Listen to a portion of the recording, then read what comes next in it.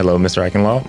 My name is Hello. Kyle Baptiste. Just wanted to do like some general introductions first. So, as you already know, my name is Kyle Baptiste. I am a third year here at RIT taking the SOIS class, Exploring Innovation. I am currently a SOIS major in here. So, my plan of study, I'm going to computer science and software engineering, and I'm kind of merging the two into one as I go through this. So, it is very interesting. I'm going through this whole exploring innovation as I'm taking an innovation minor, which is one of the reasons what led me to coming to N3T to ask like you to be part of the interview. Because as I remember by doing my notes, you guys are a child company of DTI, which came out of RIT's venture. What is the proper name of that? Curator, I think is what's the proper term. I apologize, but the company. Venture Creations. Yes, that is it. Thank you. Got it. But sorry, my train of thought crashed for a second. My apologies. But I found that very interesting, and that's one of the reasons why I came to ask you about this. So I was just curious on if you can give a small introduction on what your company is, kind of what you guys do. Okay. Our former name was Dimension Technologies Incorporated. It's N3T, New 3D Technologies, represents basically a name change of the company after our CEO retired a couple years ago, 3 years ago. And we got a new CEO, Brett Goldthorpe, and sort of take what do you call it? Sort of new direction, revitalization of the company. We've been around since been active since the early '90s. Yeah, technically, on paper since the late '80s. But we've been developing 3D display technology, basically monitors that let you see 3D images, without wearing 3D glasses or anything like that. And did a lot of work for like DoD and government entities and contracts, developing specialty stuff for them and for laboratories and such. But in recent years, we've tried to move more toward, selling products, developing, and right now we're trying to develop monitors that have the properties and the price points that will interest a wide range of users for initially military uses, but branching out into other areas where 3D displays are proven to be of interest and of use, like collaborative engineering and telerobotic control, drones control, chemistry, anything, lots of things where they're using computer-generated images to represent 3D objects, and these things can best be understood when displayed in 3D, where you can see the depth. Oh, sorry. Mm-hmm. But yeah. As far as DTI became associated with Venture Creations back in must have been 2016 at first. We joined the Venture Creations facilities over in Tech Park, and we're mainly interested in using their conference room services and such, with an eye toward eventually moving into this space, which we did after it became N3T in 2019, 2020. But then they moved their space over to Franklin Street downtown, which is where we are now. Okay. Actually, that kind of leads into one of my first questions I was going to ask is that, why did you guys decided to go through RIT's venture creation when going through and like starting up N3T? Okay, they offered support, various types, and inexpensive office space, along with, when I say support, I mean things like the conference room facilities and networking and so on and so forth. Okay.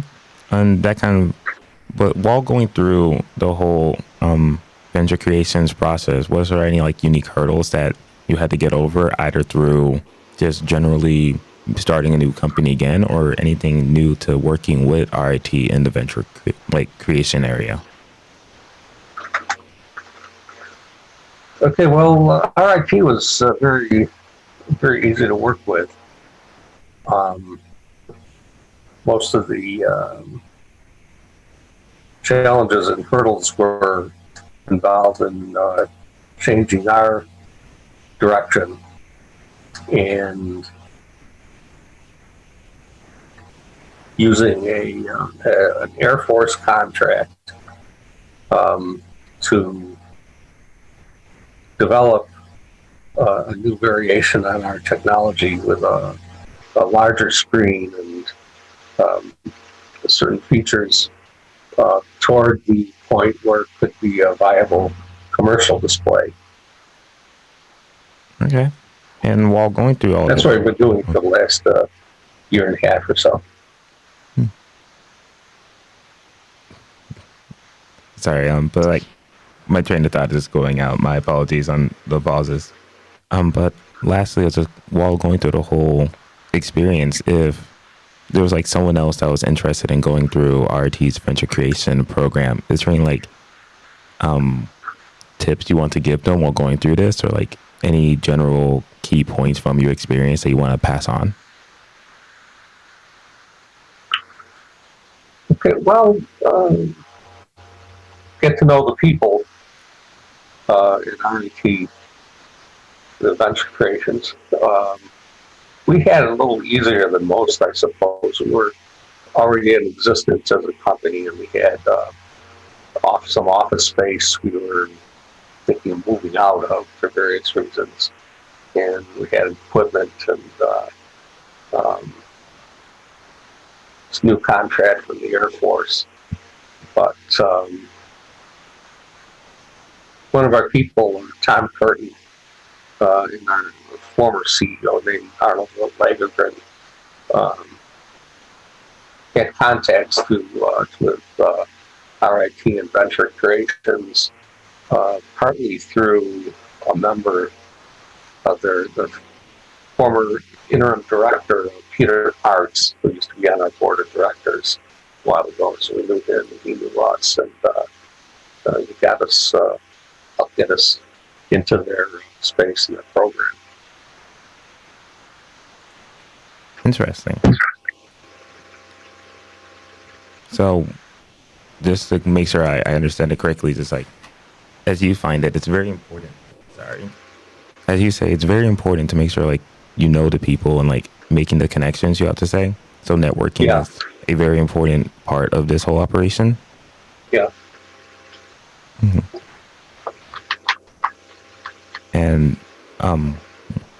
to kind of not the most flawless transitions, but kind of like sidestep to like another question I had is that so many other questions listed were like kind of towards the company and stuff like that, but also towards you and what you personally found to be innovative. So like going to the next one's like, what is your personal definition of innovation? See, finding new ways to do and make things. Now, hopefully these are better ways to do and make things. Um, sometimes it goes the other way, but it's basically a process of inventing. For finding that you have a need to do something differently or better, and finding ways to do it, and then building whatever it is that accomplishes that. Nice. One thing that I noticed going through is that a lot of people, when they have their definition of innovation, is usually kind of linked to something personal for them. So I was like curious if your definition of innovation is like finding new ways to do and make things. Is that so personally linked to the way you operate and like continue on with your journey of innovation, or where did you kind of get this from? That's based on what I do, what I like to do. That's nice to hear. Because personally, for me, my definition of innovation is taking information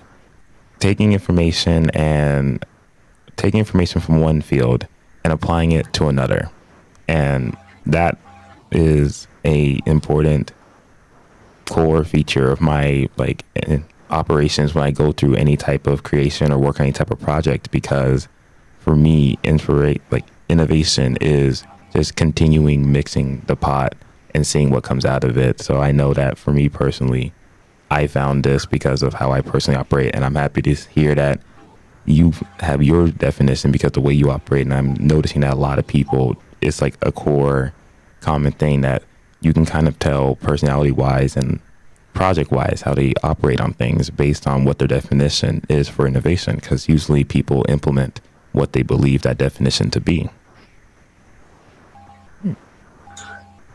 Yeah, I guess in my case, I look at things like an engineer, an inventor type. I say, I see things that are either deficient in some way, or things that ought to be done better, could be done better, and figure out ways to improve them. Okay. But on that note of finding things and finding ways to make them better, what is your kind of inspiration to continue this by making things better, working on finding new ways of doing things, creating things? What is something that's internally pushing you, or kind of to describe what is your spark for your flame of innovation?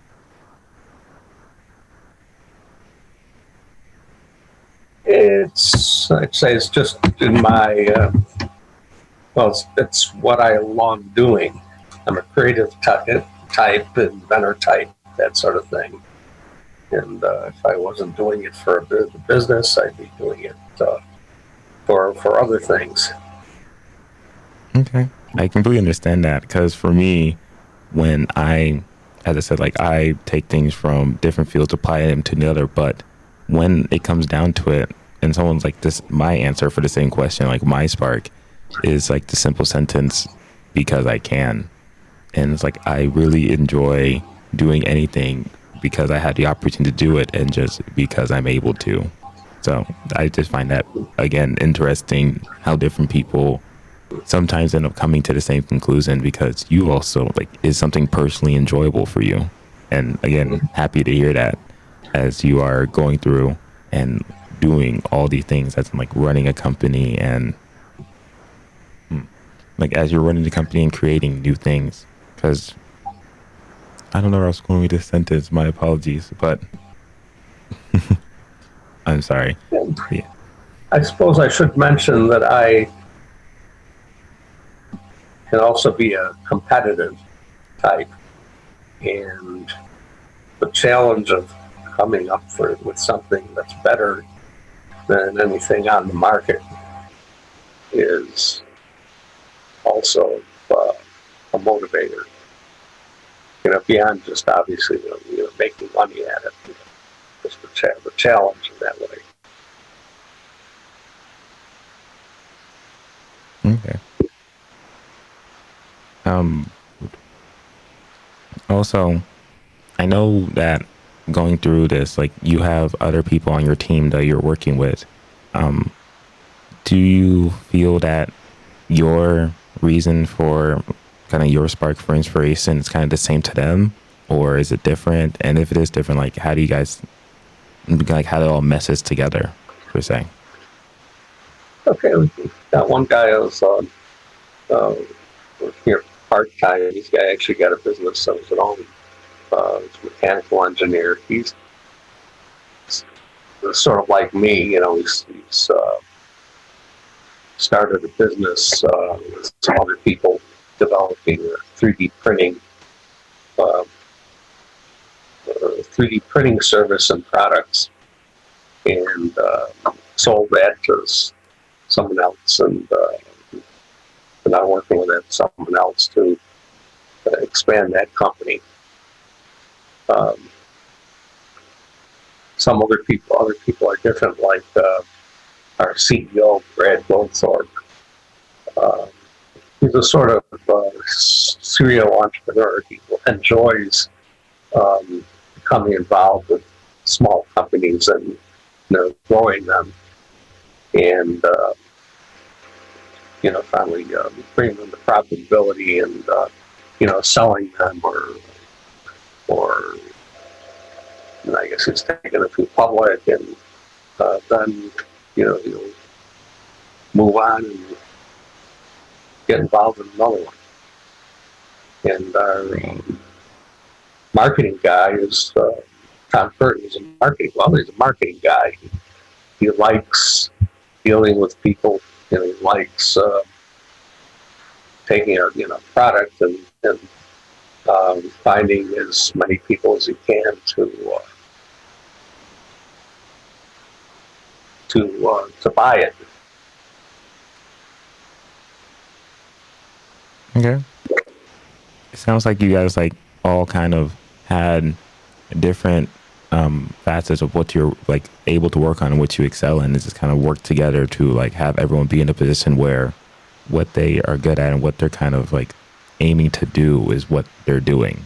A very proper and like good team format, some may say. And to kind of like continue on like the conversation about innovation and stuff, like I was curious more like on the personal level, what is a like recent project that you and like remember and very fond of, and that kind of like not exemplifies, but it's like it reminds you on why you're doing this, like creating things and being innovative.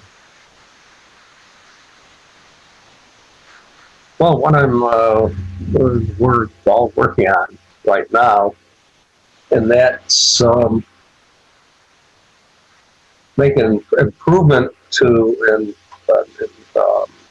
commercial to the point of commercialization. We're not there yet, but we're getting there. We're to the point of commercialization of a new 3D device that will give people, you know,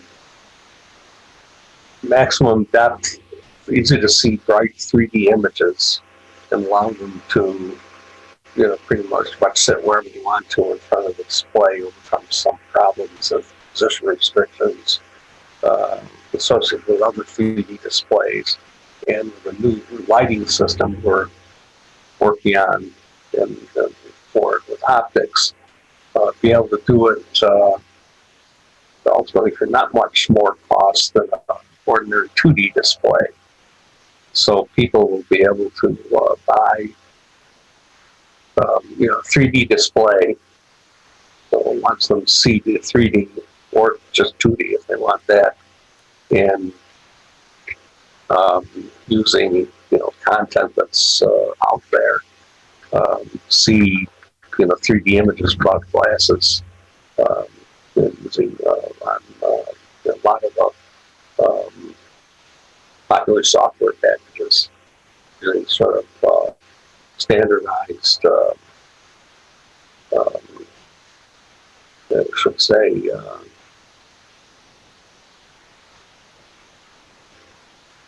standardized software protocols. display 3D images instead of 2D images. Interesting. That sounds very nice. And like going into it sounds personally, my mind's trying to wrap my head around like being able to do that. And it's like that is very interesting and like definitely a challenge to go over. But my question is like, with the attempt to commercialize it, is it just to make sure I got my understandings proper? Is this something that's like the screen size will be variable? So like even with small screens up to like larger ones, it'll still be able to give like the 3D image? Yeah, eventually it's scalable. What we're working on now is putting together as a 24-inch diagonal version. And it has 2560 by 1440 resolution. Nice. A step above HD. And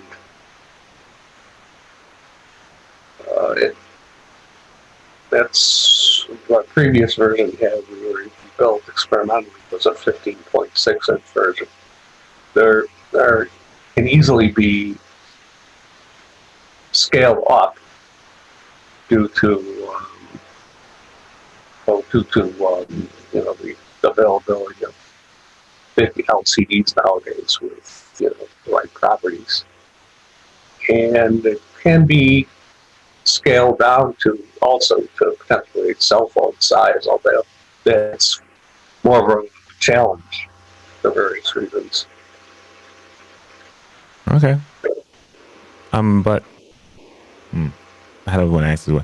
But we're going through the challenges of it. It's like, what is like a challenge from this current project that's like kind of being like the main one that is sticking out? Because my mind's like, for making this type of product, like 3D screens on the 2D display, a whole like slew of issues that could pop up or like is appearing in my head. So like, what is like one of the main ones that's kind of like the main hurdle to overcome at the moment? Okay, the main thrust of the project, the main hurdle, and I don't think it was somewhat as a hurdle in my mind, is the main opportunity. The main thing we're trying to accomplish is, well, let me back up a bit. With this, to work, this thing needs three different things. One is an LCD, one is some optics that actually go behind the LCD, and the other is a rapidly flashing light source with certain patterns in it that goes behind the optics. And together, they all operate together in sync and create these 3D images with them. And our challenge is and what we're doing is creating a new version of this lighting system that is very inexpensive and not too much more costly than the backlights used in ordinary 2D LCDs. The other components are sort of standard at this point here. So you can get very fast LCDs with fast response times. The industry is now making them for games, with gamers. They want things that operate at 120 frames per second, 240 up to 360 nowadays. And the optics are custom, but they're standard technology. And our challenge was in recent years to get a product that really has the advanced features that we want. Again, being able to produce full resolution, bright images that the person can see from pretty much any angle. In order to do that, we needed a new, less expensive light source.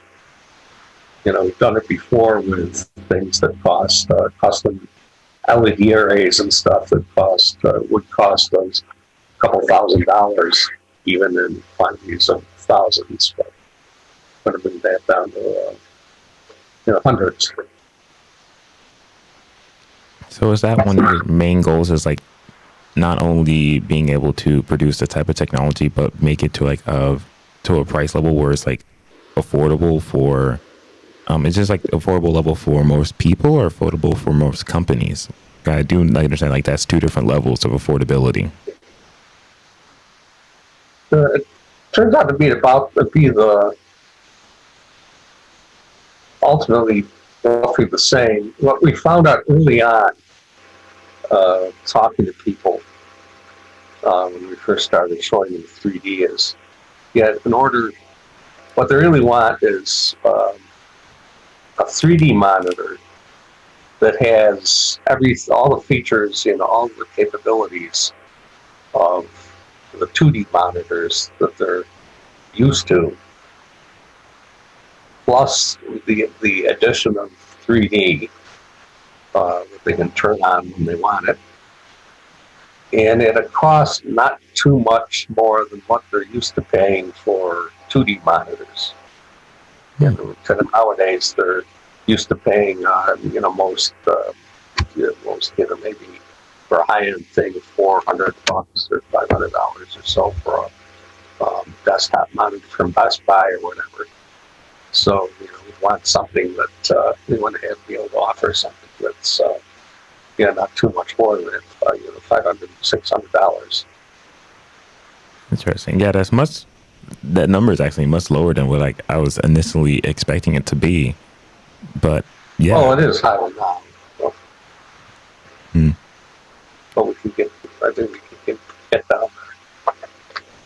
So to kind of like bring this back into one of the like other questions I had lined up, because this actually lines up pretty well with this, that I understand that like with this whole thing, like we're going through and you're going to be reaching out to the Air Force and trying as best to like finalize it kind of during that process per se, if I'm understanding, and then bringing it to the commercial level.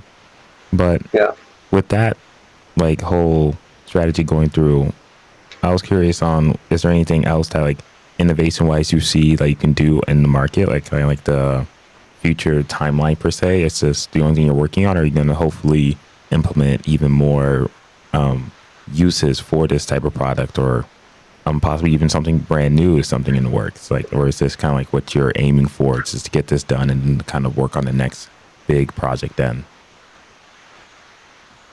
Okay, well, this is what we can handle right now, but we've got a whole train of improvements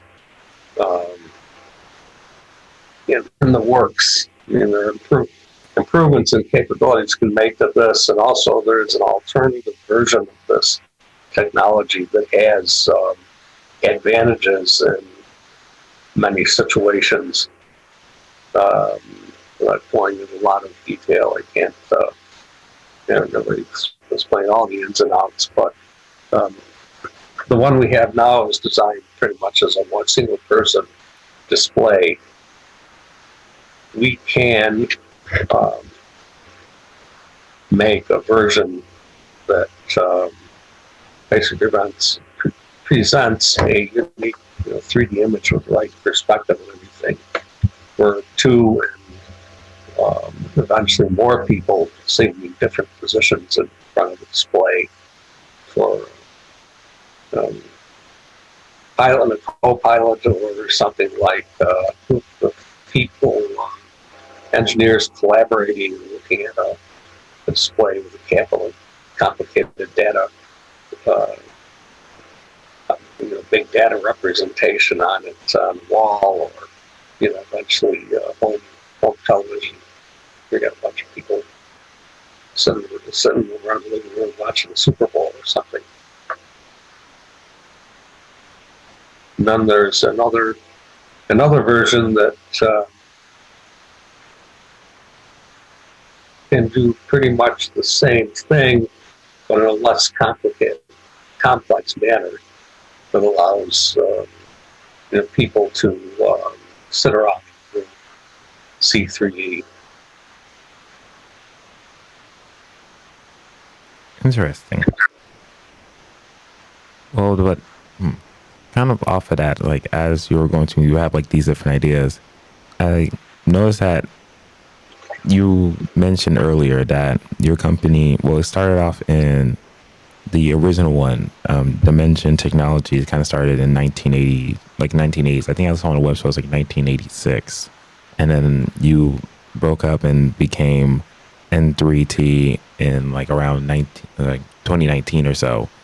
Throughout the time, you kind of, I know it's only been a short period of time between when you became this new company, but have you seen like any big innovation changes that happened throughout this process? Or has it kind of just been similar to when you started? Well,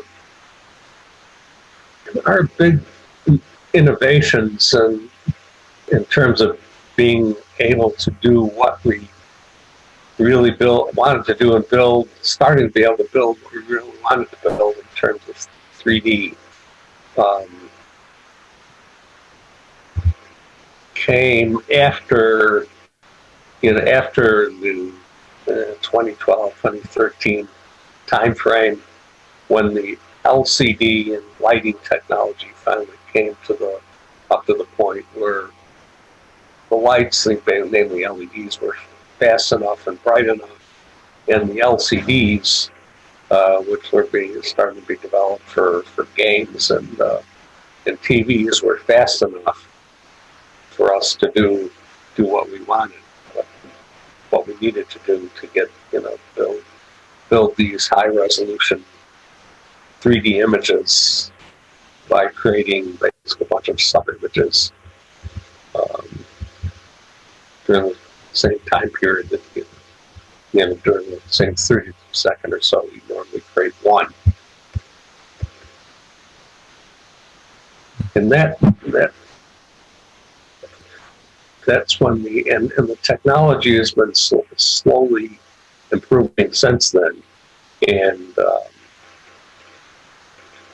also in recent years, the last 2 or 3 years, it's got to a point where we can take it even further and at a lesser cost.